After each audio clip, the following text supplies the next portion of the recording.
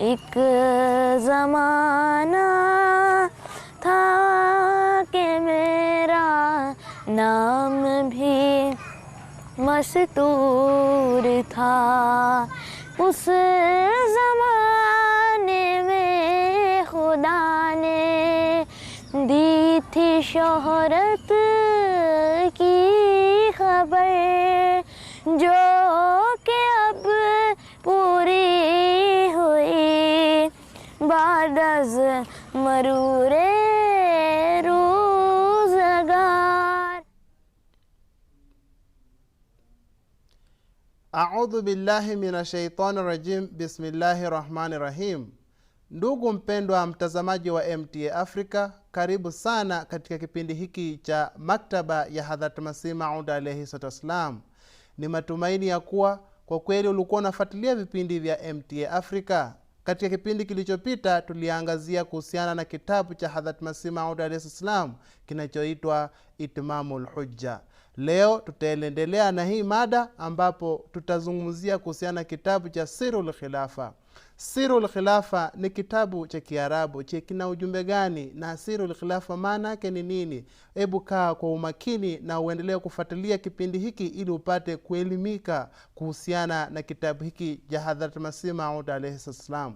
Katika studio ninao wageni ambao watakaotusaidia kueleza na kuchambua mada hii. Naam.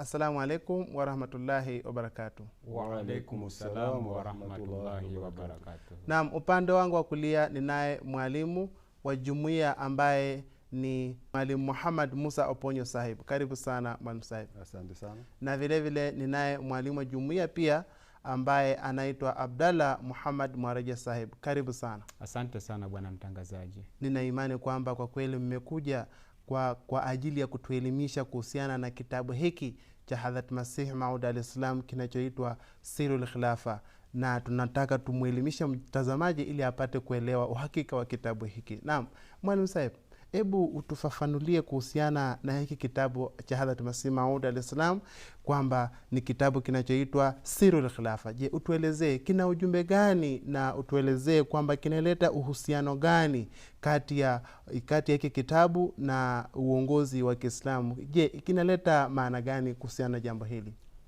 Asante sana bwana mtangazaji. Ni kweli kwamba Sirul Khilafa ni kitabu kilichoandikwa na Sayyidina Ahmad alayhi salatu wasalam, ambaye ndiye Imam Mahdi au Masih aliahidiwa. Hiki kitabu alikiandika mwaka 1894.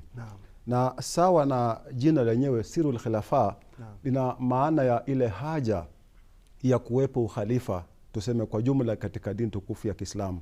Na nimuweke mtazamaji wetu kwa mwangaza ajue kwamba nini maana ya khalifa, ili tutakapokuwa tunaendelea kuchambua ajue kwamba tunazungumzia kuhusu kitu gani. Kwa hivyo khalifa au maana ya khalifa lina maana ya kiongozi mkubwa anayekuja kuchukua nafasi ya mtangulizi wake. Lakini katika islahi ya kidini, khalifa lina maana ya kiongozi mkubwa wa kiroho anayekuja kuongoza baada ya nabii kuondoka. Kwa hivyo hiki kitabu kinahusu ile haja ya kupatikana kwa khalifa katika jamii ya Kiislamu baada ya kuwa Mtume Muhammad sallallahu alaihi wasallam alishatangulia kuondoka. Tunafahamu vizuri kwamba mitume huja kutoka kwa Mwenyezi Mungu na huleta nuru kutoka kwa Mwenyezi Mungu. Lakini baada ya wao kuondoka, kwa sababu mitume ni binadamu, lazima wataishi na watakufa. Kwa hivyo baada ya wao kuondoka, huja ile hali ya wasiwasi miongoni mwa wafuasi wake kwamba huanza kurudi nyuma. Sawa lilivyotokea wakati wa bwana Mtume sallallahu alaihi wasallam, kwamba alipofariki Mtume, baadhi ya Waislamu wakaingiwa na hofu na wakaanza kuacha hata imani yao. Kwa hivyo khalifa huja wakati kama huu, kwamba kuwarudisha watu katika njia ambayo Mtume alikuwa akiwaongoza. Ndio maana kwamba alipofariki bwana Mtume sallallahu alaihi wasallam, aliteuliwa Abu Bakr Siddiq kama khalifa wa kwanza bwana Mtume sallallahu alaihi wasallam. Hivyo akikuja khalifa au anapokuja khalifa, anakuwa na kazi maalum au kazi mahsus kwa ajili ya kuwaleta wale wauminio pamoja.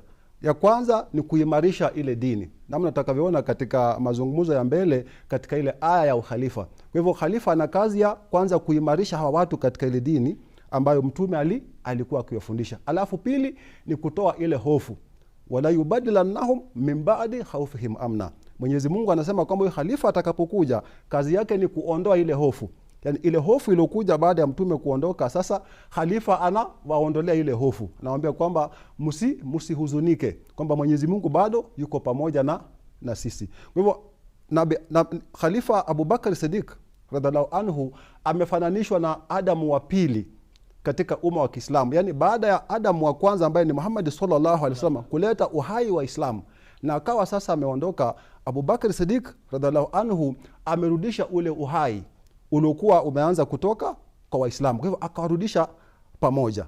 Na Imam Mahdi alayhi salatu wasalam pia vile vile ameitwa ni Adamu wa mwisho katika umma wa Kiislamu, ikiwa na maana kwamba muongozo ukishatoka katika Waislamu tena utarudishwa na Imam Mahdi alayhi salatu wasalam. Ndamna alivyosema bwana Mtume sallallahu alaihi wasallam katika mojawapo ya hadithi zake kwamba utaangamiaje umma ambao mwanzoni mwake nipo mimi na mwisho atadhihiri Imam Mahdi au Masihi aliahidiwa. Kwa hivyo Masihi aliahidiwa anakuja katika ile capacity pia kama khalifa kwa kazi muhimu sana katika zama za mwisho, kurudisha uhai tena katika umma wa Kiislamu. Kwa hivyo kwa ufupi bwana mtangazaji, hiki kitabu kinazungumza mambo haya kwa muktasari, na tutapata nafasi ya kufahamu zaidi pindi tunavyoendelea na kipindi.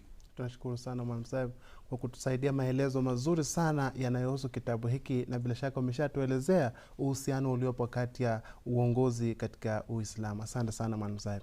Na Mwalimu Saib, ni hoja gani ipi au ni hoja ipi kuu inayotolewa na Hadhrat Masih Maud alayhi salam, yani kimaandishi, kuhusiana na uhalali wa makhalifa hao watatu na wa kwanza wa Islam, na yanahusianaje na tofauti za kimadhehebu katika hili dhehebu la Kiislamu la Kisuni na Kishia? Hebu tuelezee, utufafanulie pia mtazamaji apate uhakika wa mambo katika maelezo ya kitabu, maelezo yanayohusu kitabu hiki cha Sirul Khilafa.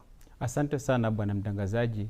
Kitabu cha Sirul Khilafa kimeelezea umuhimu wa hawa makhalifa wanne wa mtukufu Mtume Muhammad sallallahu alaihi wasallam, akiwemo Hadhrat Abu Bakar, Hadhrat Umar bin Khattab na Hadhrat Uthman bin Affan na Ali bin Abi Talib. Hawa wote wamejengewa heshima yao na Hadhrat Masihul Maud alayhi salatu wasalam ndani ya kitabu hicho cha Sirul Khilafa. Kuna dhehebu moja la Kiislamu ambalo kwamba ni dhehebu la Kishia hili, ambalo limejaribu kukanusha ama kuwakataa makhalifa watatu katika wale makhalifa wanne wa Hadhrat Mustafa Muhammad sallallahu alaihi wasallam. Wamemkataa Hadhrat Abu Bakar na wakamkataa Hadhrat Umar bin Khattab na wakamkataa Hadhrat Uthman bin Affan. Wanasema kwamba ambaye kwamba alikuwa awe khalifa baada ya mtukufu Mtume Muhammad sallallahu alaihi wasallam ni Hadhrat Ali radhiallahu ta'ala anhu. Kumbe ni kinyume kabisa na mafundisho ya Kiislamu. Kwa sababu gani? Wakati Hadhrat Mustafa Muhammad sallallahu alaihi wasallam yeye amefariki, Hadhrat Abu Bakar radhiallahu ta'ala anhu, yeye kwa mara ya kwanza alichaguliwa na Waislamu, alichaguliwa na Mwenyezi Mungu Subhanahu wa Ta'ala kupitia Waislamu, na kwa mara ya kwanza akaitwa Khalifatu Rasulillah sallallahu alaihi wasallam. Hadhrat Umar bin Khattab, Hadhrat Uthman bin Affan, Hadhrat Ali na maswahaba wengine wa mtukufu Mtume Muhammad sallallahu alaihi wasallam wote wakajaza bayati chini ya mikono ya Hadhrat Abu Bakar radhiallahu ta'ala anhu.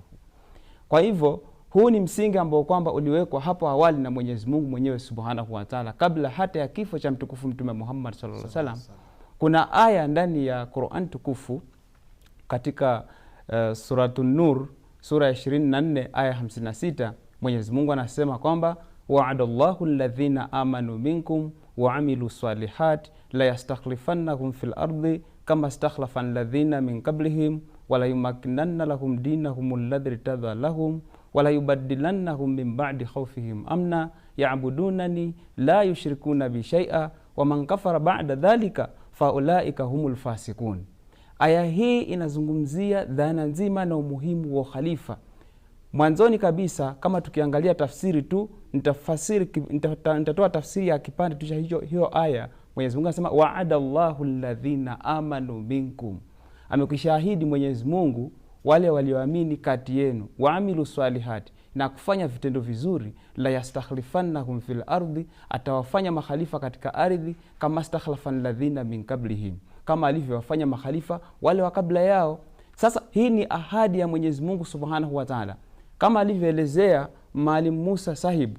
Amesema kwamba khalifa ni mrithi wa nabii. Alipofariki mtukufu Mtume Muhammad sallallahu alaihi wasallam, ilikuwa haja kubwa kabisa ya kwamba ahadi hii ipatikane, kwa sababu ahadi hii inaenda kwa watu ambao kwamba wana vigezo viwili, imani safi na vitendo vizuri. Kwa hivyo, kwa sababu wakati ule kulikuwa bado hakujachafuka, baada ya kifo cha Mtume Muhammad sallallahu alaihi wasallam akachaguliwa Hadhrat Abu Bakar radhiallahu ta'ala anhu, na huyu ndiye ambaye kwamba alileta mapinduzi makubwa sana na akasababisha Uislamu ukapata nguvu wakati ule. Ile huzuni ambayo kwamba ilikuwa na maswahaba wakapata faraja kutokana na malezi mapya ya Hadhrat Abu Bakar radhiallahu ta'ala anhu. Sasa leo hii kama Hadhrat Abu Bakar, kuna baadhi ya Waislamu watamtoa katika Uislamu au wamkatae katika Islamu, inamaanisha kwamba hao watu wanakataa Uislamu na wanamkataa mtukufu Mtume Muhammad sallallahu alaihi wasallam, kwa sababu Hadhrat Abu Bakar alicheza nafasi kubwa sana katika kuimarisha dini tukufu ya Kiislamu, na hii imeelezwa katika hiyo aya ya kwamba wala yumakinanna lahum dinahum alladhi tadallahum, na atawaimarishia dini yao ile ambayo kwamba Mwenyezi Mungu alifanya nini, aliwaridhia. Dini ambayo kwamba inaridhia ya Mwenyezi Mungu ni dini tukufu ya Kiislamu. Kwa hivyo hawa makhalifa wote wanne wana heshima kubwa sana na wana umuhimu mkubwa sana katika dini tukufu ya Kiislamu, kando na vile ambavyo kwamba Waislamu wengine wanadhania kwamba hawa makhalifa hawana muhimu wowote ndani ya dini tukufu ya Kiislamu. Naam, nashukuru sana Mwalimu Saib kwa maelezo yako mapana sana, sawa na kitabu hiki cha Hadhrat Mirza Ghulam Ahmad ambacho kinaelezea kuhusiana na sirul khilafa. Sasa Mwalimu Saib, asante sana. Sasa Mwalimu Saib, unaweza kutuelezea kidogo kuhusiana na mchango wote ule ambao ulionao, labda naona pia kwa mchango, hebu utuchangie kidogo Mwalimu Saib. Asante sana bwana mtangazaji. Nafikiria Maalim Saba amekuwa wazi kabisa katika maelezo yake na ametueleza ile kazi ambayo khalifa atakuja kufanya katika umma wa Kiislamu, kwamba kurudisha watu katika njia baada ya mtume kuondoka na watu kuingiwa na hofu. Yule khalifa atafanya kazi ya kuwaleta pamoja na kuwalea katika maadili ya kidini. Bila shaka umeweza kuongezea vizuri sana. Naam, hebu utuelezee kwamba kunakuwa na haja gani baada ya kutumwa huyu Mahdi anakuwa na kazi gani? Je, kunakuwa na haja yake? Yani Mwenyezi Mungu kwa nini humtuma Mahdi wake wakati wa kuporomoka kwa kimaadili? Na utuelezee kwamba ni kwa nini anakuwa na sifa gani maalumu anayokuwa nayo ndipo atumwe na Mwenyezi Mungu, na vile vile pia utuelezee kuhusiana na kulingana na ukweli wake katika ilivyoelezewa katika kitabu hiki cha Hadhrat Masih Maud al-Islam ambacho kinaitwa Sirul Khilafa. Asante sana bwana mtangazaji. Jambo la msingi sana ambalo mtazamaji wetu anafaa kufahamu namna ile aya alivyosoma Maalim Saib ni kwamba khalifa huchakuliwa na Mwenyezi Mungu. Ile ni jambo la maana sana, kwamba hii si kazi ya watu kwamba wanaweza kaa chini wakamchakua khalifa mwenyewe. Hapana, bali ni Mwenyezi Mungu anayefanya kazi ya kumchakua khalifa. Namna nilivyosema aya, wa adallahu alladhina amanu minkum, Mwenyezi Mungu ndiye amefanya hiyo ahadi. Na sehemu nyingine Mwenyezi Mungu amesema kwamba wa idh qala rabbuka lilmalaikati inni ja'ilun fil ardi khalifa, kwamba Mwenyezi Mungu aliwaambia malaika kwamba nitamweka khalifa katika ardhi. Kwa hivyo hii ni kazi ya Mwenyezi Mungu Subhanahu wa Ta'ala, kuweka khalifa baada ya mtume kuwa ni mwenye kuondoka.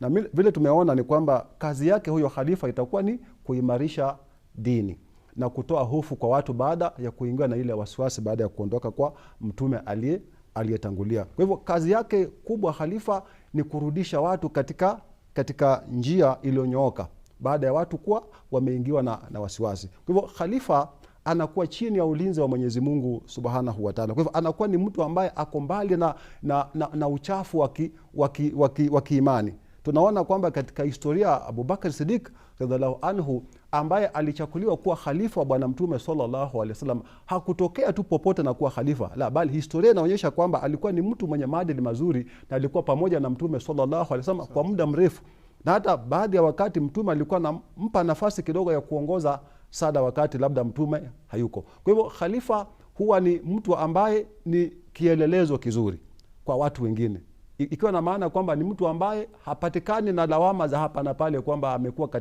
katika sifa mbaya mbaya. Kwa hivyo khalifa baada ya kuchakuliwa na Mwenyezi Mungu, vile tumeona ni kwamba atafanya ile kazi ambayo ni muhimu sana. Na tunaona kwamba bila khalifa kwamba dini nyingi zinasambaratika, sababu huyu ni mlezi ambaye anakuja kwa amri ya Mwenyezi Mungu Subhanahu wa Ta'ala, na ameelezwa kama Adam wa pili katika umma wa Kiislamu namna tulivyoona. Kwa hivyo wakati dunia inapoporomoka kimaadili kabisa sasa, kwamba kwa kiwango kikubwa sasa watu wameacha njia, huu ni wakati ambao anakuja Imam Mahdi katika zama za mwisho, na amefananishwa na ile hali ya mvua, kwamba namna mvua inavyonyesha wakati ardhi imekauka wakati wa kiangazi. Kuna kipindi kunakuwa na kiangazi kirefu sana mpaka mimea zinaanza kunyauka na kadhalika. Kwa hivyo mvua inapokuja, kila mmoja anafurahia na mimea zinaanza kumea tena, na ardhi tena inaanza kung'aa kwa ile rangi mbalimbali za mimea.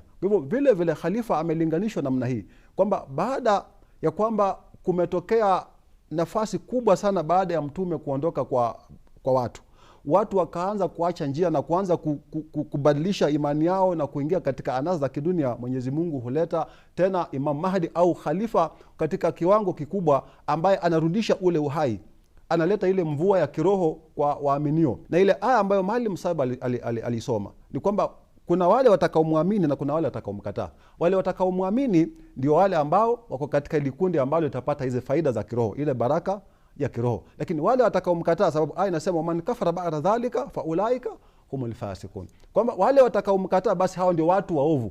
Kwa hivyo wale watakaofanya kiburi na jeuri kumkataa huyu Imam Mahdi au khalifa wa Mwenyezi Mungu, basi hawa Mwenyezi Mungu ameweka katika kundi la watu waovu, na hawa watakuwa chini ya adhabu ya Mwenyezi Mungu, watasidi kuhangaika katika giza na mwisho wao utakuwa ni moto. Kwa hivyo bwana mtangazaji, kwa ufupi, khalifa huchakuliwa na Mwenyezi Mungu, na khalifa huwa ni mtu msafi kimaadili, na kazi yake kubwa analeta matumaini kwa waaminio na wanarudisha katika njia ambayo imenyooka. Nashukuru sana Maalim Saib kwa kutuelezea kwa fasaha kuhusiana na swali hili. Unajua mtazamaji alikuwa labda anakuwa na maswali kadha wa kadha, lakini vile ulivyotolea maelezo kupitia maelezo ya Hadhrat Mirza Ghulam Ahmad katika hiki kitabu, kwa kweli ni mwanga tosha na ni elimu tosha sana kwa mtazamaji wetu. Na Maalim Saib, unaweza kutuelezea kuhusiana na hiki kitabu cha Sirul Khilafa, kinaelezeaje kurejea kwa Yesu Isa alayhi salam ambaye nabii wa Mwenyezi Mungu katika nyakati za mwisho? Na je, untueleze kama hili ni fumbo, na ile fumbo ni kwa sababu gani itasababisha kwamba isiwe katika hali ya kiwiliwili au ni katika hali ya kiroho? Utueleze vipi ilivyoelezewa katika kitabu hiki cha Sirul Khilafa. Asante sana bwana mtangazaji. Kwa kweli kurudi kwa Isa ibn Maryama mara ya pili katika umma huu wa Mtume Muhammad sallallahu alaihi wasallam, jinsi ambavyo kwamba Sayyidina Ahmad alaihi salatu wasalam alielezea katika hicho kitabu cha Sirul Khilafa, ni tofauti kabisa na dhana nzima ya Waislamu wengine wote. Waislamu wengine wote wanadhania kwamba atakayerudi ni yule wa Nazareti ndiye ambaye kwamba atarudi. Hata Wakristo nao pia wana imani hii kwamba yeye yuko mbinguni na atarudi, huyo wa Nazareti. Lakini sawa na alivyoelezea Sayyidina Ahmad alayhi salatu wasallam kwenye kitabu hicho, ni tofauti kabisa. Yeye ameeleza kwanza sawa na Qur'an tukufu na sawa na hadithi za Mtume Muhammad sallallahu alaihi wasallam na sawa na mawazo mbalimbali ya wanazuoni mbalimbali, kwamba kurejea kwa nabii fulani ni kwamba nabii huyo anapatikana ndani ya umma huo, lakini sio yeye.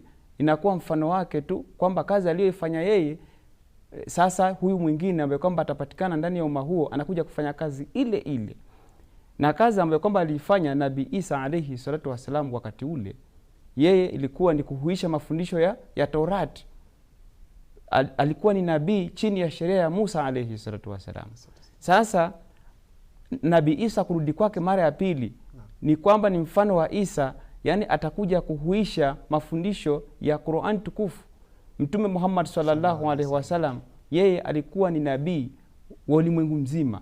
Kwa hivyo hata kiakili tu inakataa kwamba Nabii Isa aje kuongoza umma huu, haiwezekani. Kwa sababu Nabii Isa alayhi salatu wasalam imeelezwa ndani ya Qur'an tukufu ya kwamba wa atainahul injil, na tukampa Injili.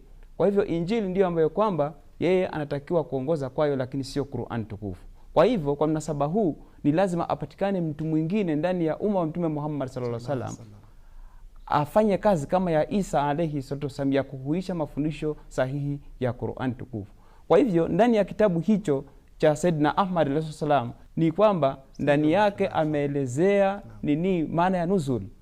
Maana ya nuzul ni kuteremka.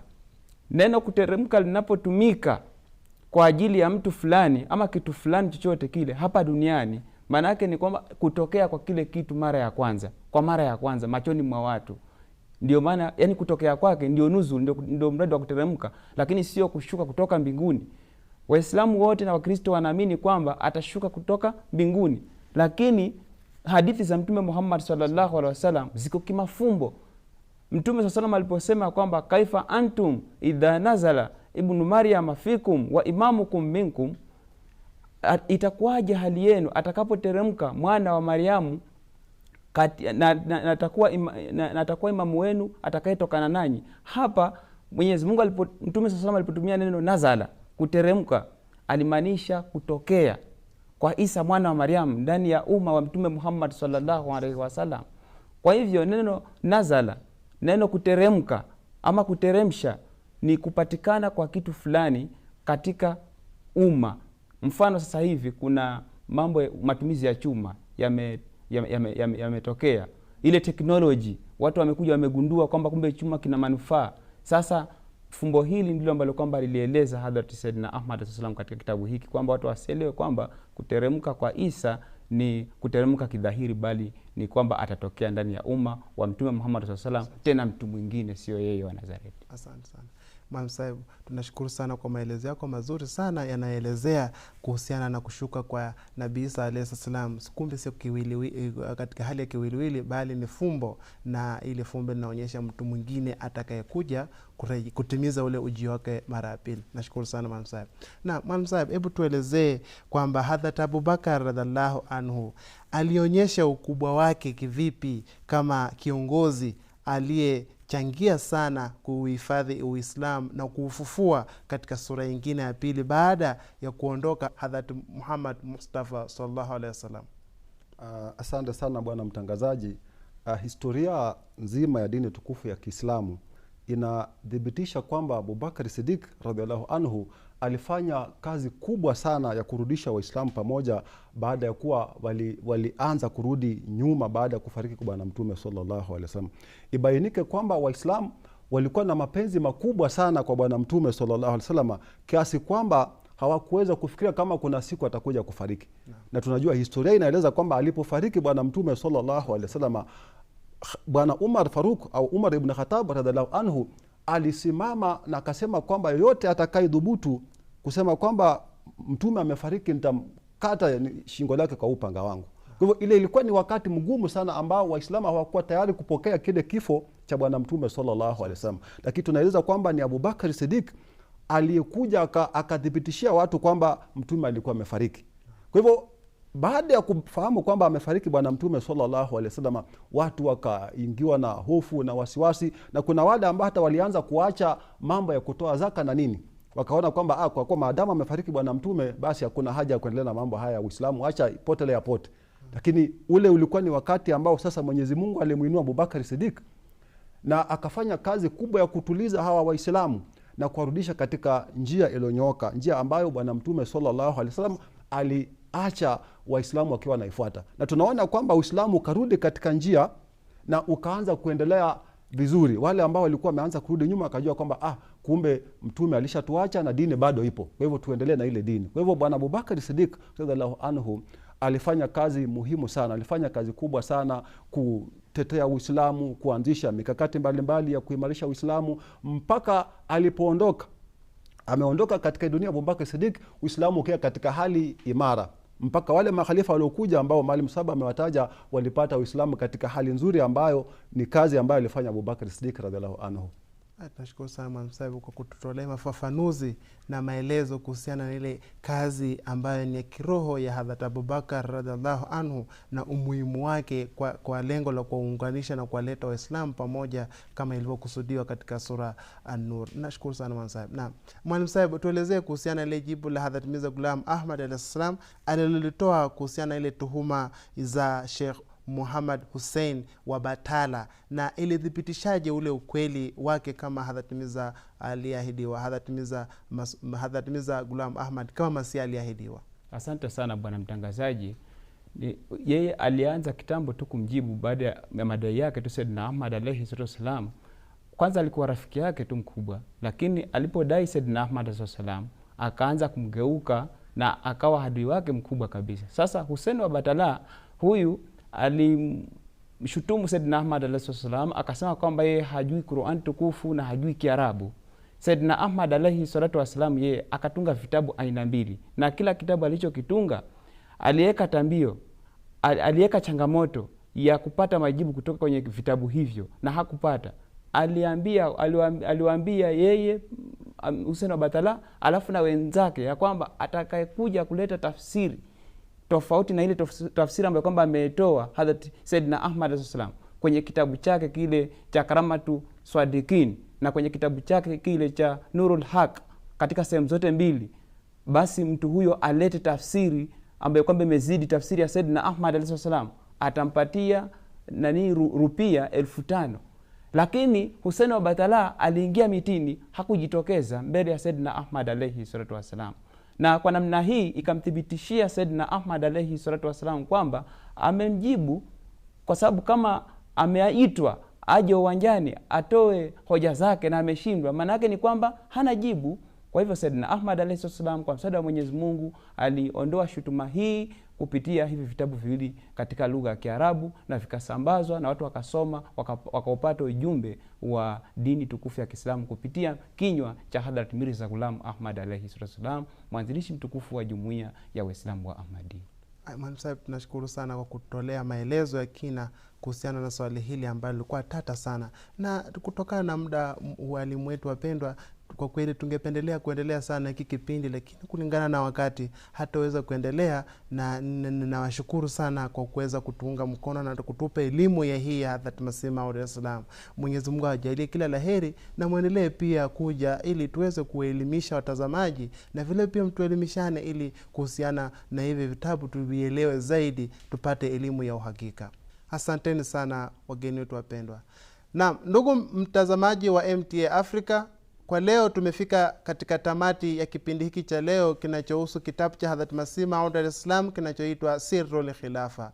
Sasa hivi tumeshaelewa na tumejielimisha kuhusiana na hiki kitabu kimebeba ujumbe upi, na vile vile pia tumefika tamati katika huu msimu wa pili, na uendelee kaa katika MTA, pia uendelee kupata vipindi vingine bora vilivyokuwa vimeandaliwa na vimetayarishwa na wataalamu wetu ili kuweza kuelimika zaidi. Mwenyezi Mungu akujalie afya bora na elimu bora, na uendelee kukaa katika hali ya imani ili uendelee kuelimika na uendelee kupata ustaarabu. Mwenyezi Mungu akujalie kila laheri. Assalamu alaikum wa rahmatullahi wa barakatuh.